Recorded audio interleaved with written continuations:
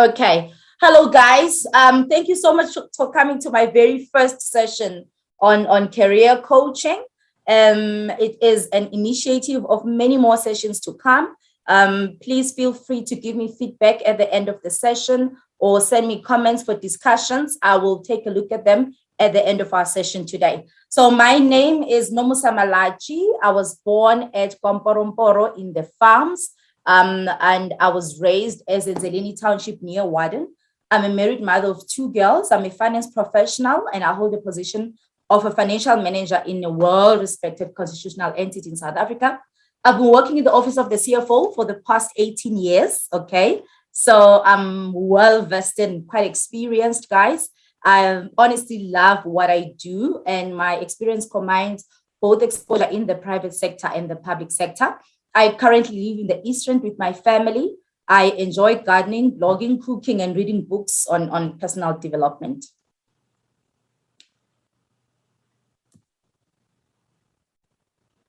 Guys, there is a story by my favorite author. His name is Daniel Pink.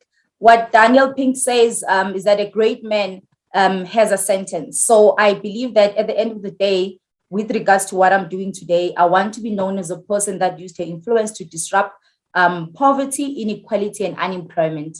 The big word there is disruption. And why I think that is important for me, guys, is I have to really give you the background for you to understand.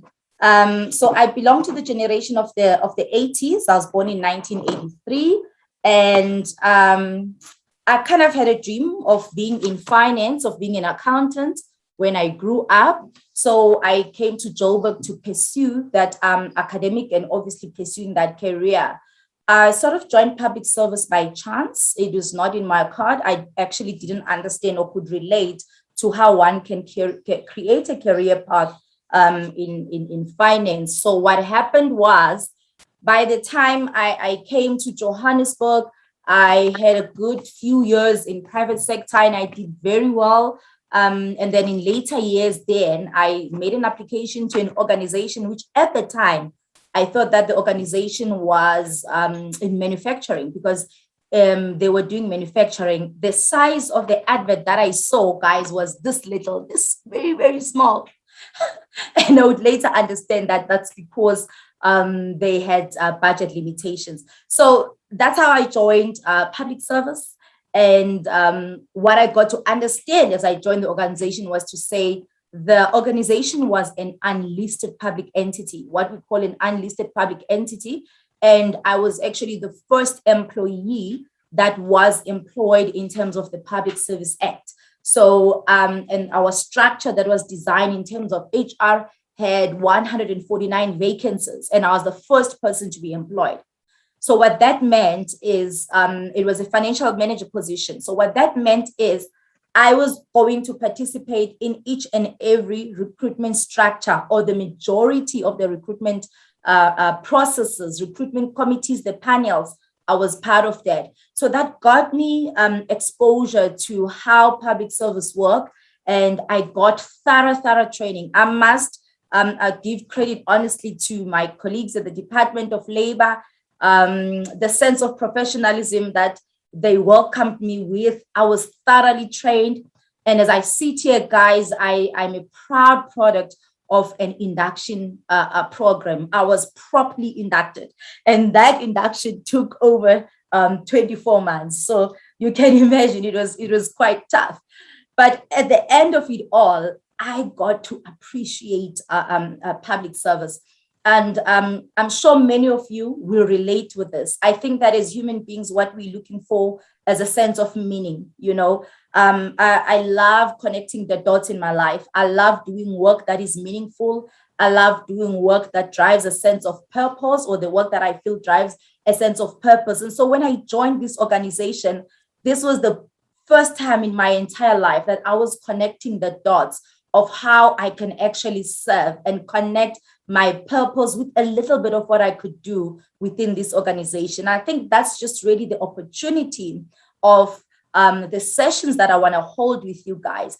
I want to use the language that the young people can interact with. As I've said, I belong to the 80s. So people of the 80s, look at ourselves as champions. We belong to the club of the people that we are the first financial managers, the first female leader in this and that, the first female person to do that. So we are really the first people that got the baton from the generation of the 1970s.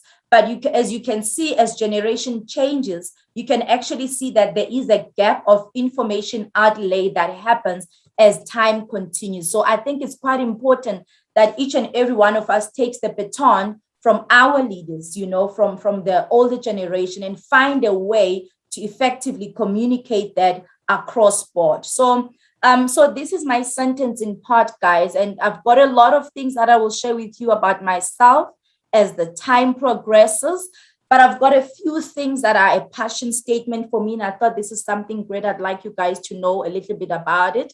So my purpose statement is to pave the way for other men and women to gain seats and voice at the table.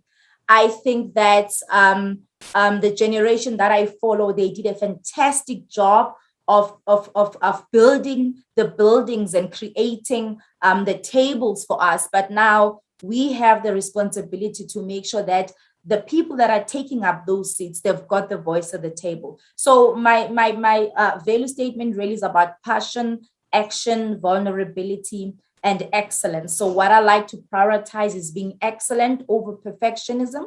And I am a student of Brené Brown, who explained perfectionism as a self-destructive and addictive belief system that fuels this thought. If I look perfect and do everything perfect, I can avoid or minimize painful feelings of shame, judgment, and blame. And as we know that life does not work like that, guys. So in every little thing that I do, big or small, I really try to prioritize excellent over perfectionism. So guys, there are ground rules in these sessions. There will be ground rules. Of course, you can expect that. I'm a very formal person. No discussions of politics are allowed in our sessions. Okay, we are not politicians. No mention of cabinet members by name. That is not allowed. No mention of accounting authorities of various organs of state, or, for example, the constitutional entities. I want us to respect authority and give us the respect it deserves. Okay.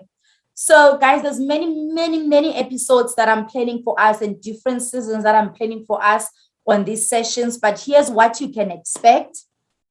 Career planning, and as I've indicated, a special focus on civil public service, interview coaching preparations.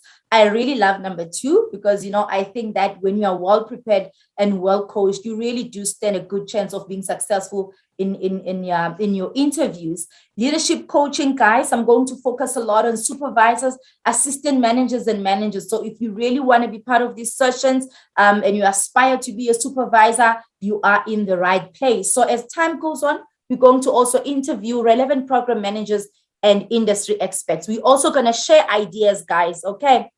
How you can get in touch with me is you can join me every Wednesday. I can't promise that I'm going to be live every Wednesday, guys, okay? I've got kids, as I've indicated. I've got a full-time job, all right? And I've got exams. As you know, in finance, as finance professionals, we are always developing ourselves professionally. So I will promise you this. I will make sure that every session I've done, I load it on Facebook every Wednesday, okay? I can at least give you one live session. I mean, that's not bad, hey? One session a month that is live. I can try that, guys, because I'm really doing this for free, and it's something that I know you all will appreciate. And I'm also part of a school governing body, so it's I've got a few responsibilities up my sleeve. Okay, let's get to the meat of this session this evening, guys. So, okay, before I go, guys, I have to read out a disclaimer. I think I forgot to read a disclaimer. Okay. Let me read the disclaimer, guys. I have to read the disclaimer. Okay, it's very important. It's things that we learn as we share information on the internet. Okay, you have to have a disclaimer. Okay, I don't have a lawyer. So here's my disclaimer, guys. The views expressed in this podcast are those of the presenter, moi, and offered as a public service. All views and opinions are offered at no cost and do not necessarily represent that of government or any of its officials. Reference to any specific organization or department does not constitute or imply an endorsement of them or any entity they represent. I thank you. Okay. All right, guys. So I've got a beautiful diagram here in front of us. And I thought, when I joined public service, I was just a girl from the farms who really didn't understand the structures. And the generation that I belong to, although they are public servants, I'm from a family of servants. My sisters are teachers, and my dad was actually not in formal employment, but he ran his own brick making business. And my mother was never employed in her life. So I got to enjoy being with my mom at home. So that kind of limited me to the working class and what a typical family goes through with regards to experience of your family or your parent working for government. So I didn't have what I kind of see as a norm around different cities and different communities. So I would say my view of what public service was politics. And so when I joined this public entity, I got so much information and I got excited. It's like, oh my God, only if people knew this and understood this. I mean, I think it would make a great inspiration why somebody should pursue a career in public service. And that's just my ultimate goal, because guys, I love what I do. I really love our country, and I love the structures that are within our country. So let's have a look quickly. Okay, let me just switch on my laser pointer here so that you guys can follow me nicely. Okay, the structure that we have here, we guys are familiar with the parliament. You guys are familiar with the National Assembly, the National Council of Provinces. I'm sure I don't have to overemphasize that. This is the structure of our governance, basically. You guys are also familiar with the state institutions. All these institutions, they are independent in their own right. And we are all also familiar with the national executive, the cabinet, the president, deputy president, ministers, and deputy ministers. So you are going to hear me referring a lot to the next sessions to government. And when I'm saying working for government, guys, I'm not talking to the cabinet. At this point in time in South Africa, we've got our cabinet seats a minimum of 300 to 450 seats, and we've got national departments and national public departments. So our focus area in these sessions are going to be the national departments and the national public entities. So I think it's quite important for us to understand, how does government appoint its staff? And the national executive is through a vote. We all understand that. And I think it's easy for us to relate because we are also the voters. But when coming to department and entities, guys, we've got two structures. We've got two levels. The first one is called the SMS. This is senior management. And then this is appointed basically through advertisement and headhunting. Guys, things are happening at senior management. So if I can give you job titles that you can look out for when you're applying for this, you are looking at the Director General, a DDG, you're looking at the CEO of the organization, okay? You're looking at a senior manager, and each organization, depending on where you are structured, might use a slightly different title for that job. And the next level, which is the foundation of where I want all of us to focus on these sessions, is department plus entities. So over here, you've got middle management. And the bulk of this appointment really is done through advertisement. And guys, there are just a few things I wanna hint for us to just pay attention. On the level of senior management, guys, hey, the money is good, okay? And you get paid. What I like to say is that you get paid for what is between your ears, guys. So you get paid for your brain. This is the strategic level of government, okay? So if you've worked in private sector, you understand that there are board of directors, and from the board of directors, the CEO might be part of those board of directors. And from that structure, then you've got the organization at large. So the board of directors sets the tone. So I like to think of it as the cabinet basically setting the tone, setting the vision for the country. And from the senior management down, which is from your DG, your CEO, which the DG and the CEO, they are the accounting authority. So that is consistent to the Companies Act of South Africa. And when you go further down the structure, you are able then to find different roles that are being played at that level. So there's a lot of similarities on the structure of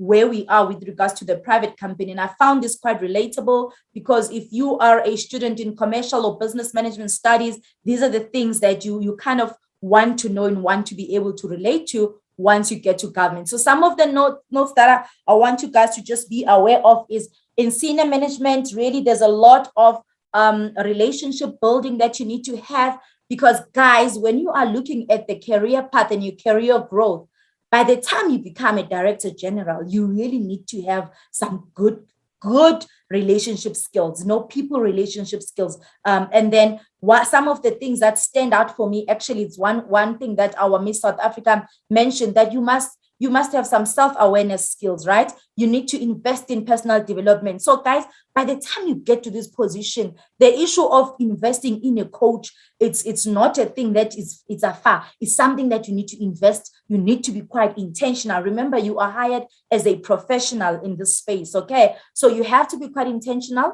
and you would definitely, in a short term, find yourself being appointed in a cabinet, because they are looking for people that are well experienced, people that are well vested in knowledge, and they kind of understand what they're talking about.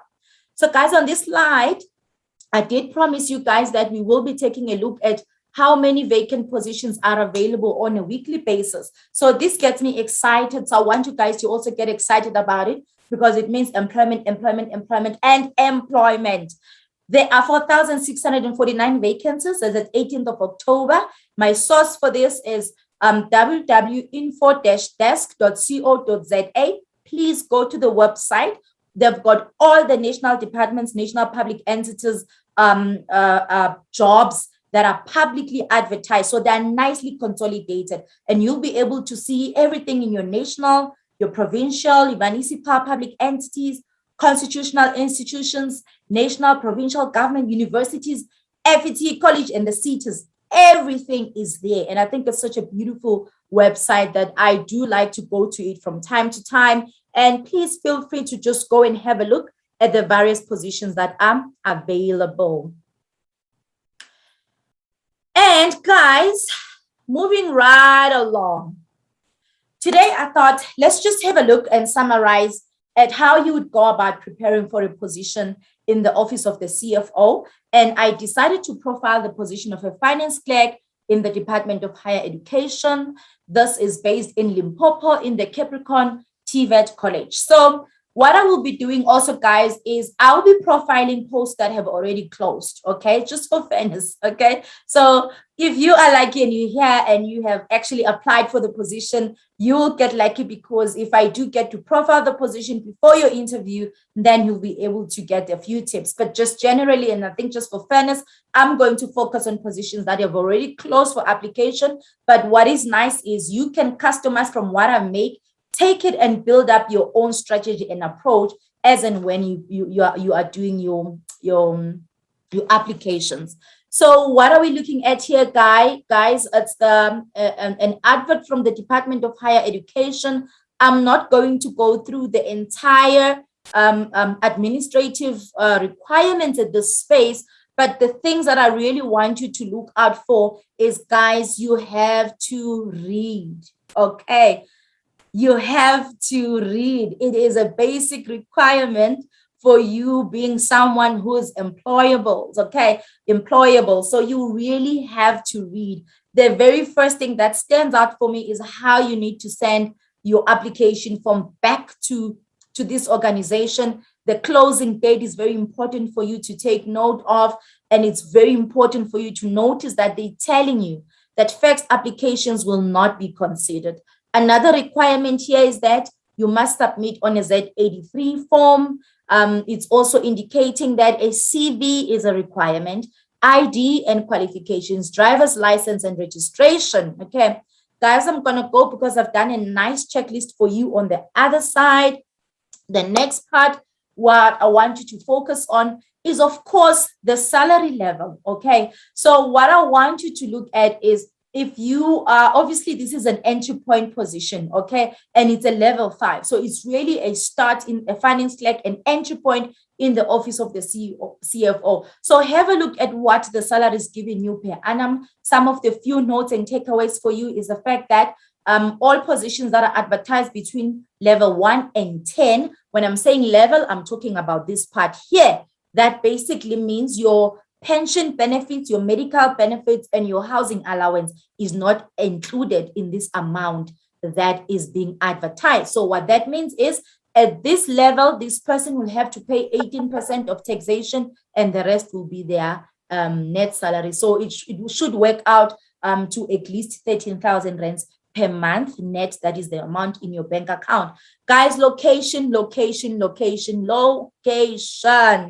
Very, very important. Some of the common mistakes that I see is that when you don't have goals and you don't put down your plans and what you're trying to achieve with your career, I don't personally advise a person that's in the Free State, who lives in the Free State, to apply for an entry position in Limpopo. And guys, that is my opinion, okay? Reason being, this is an entry position. Cost versus benefits of you traveling and being in Limpopo, perhaps without the family support and the structure, you finding a rental and accommodation, that might be strenuous for you, okay? So I prefer that relocations be around opportunities where there's growth or a promotion. There is no policy, no rule against that. It's just that, guys, it makes sense that there are a lot of people that are unemployed in Limpopo who want to do entry-level positions, and it's just more cost-effective for them. But as I said, that is totally my opinion. But another requirement, guys, is your academic requirements and duties and the inquiries. At any given point, when you don't understand what the advert is about or you need clarity, please pick up the phone and call the contact person indicated there.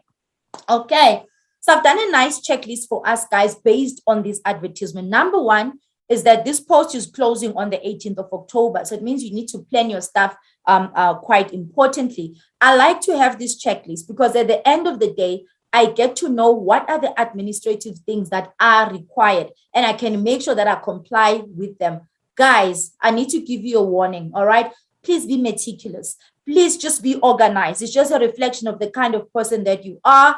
They said Z83 must be attached. A Z83 document requires your signature. You must always sign on the Z83. And the next requirement was a comprehensive CV. Make sure you have attached a comprehensive CV, because if you have not attached it on the administrative requirements, you are already disqualified. One of the things I noted about this post is that ID and qualification, and it specifically wrote there, no need to certify. However, when coming to the driver's license, it says it must be certified. So you have to really pay attention to the little detail, because there's a reason why those details are placed there. Okay. The last thing I want us to talk about, guys, is the secondary requirement on this post. Firstly, it says a 3-year degree or diploma. Okay. So just a quick advice to those people that perhaps go to a TVET college and you do your N1, N2, N3, and then at the end of your N3, you're supposed to get your national diploma. It's actually N4, N5, N6. Okay, not N1, N2.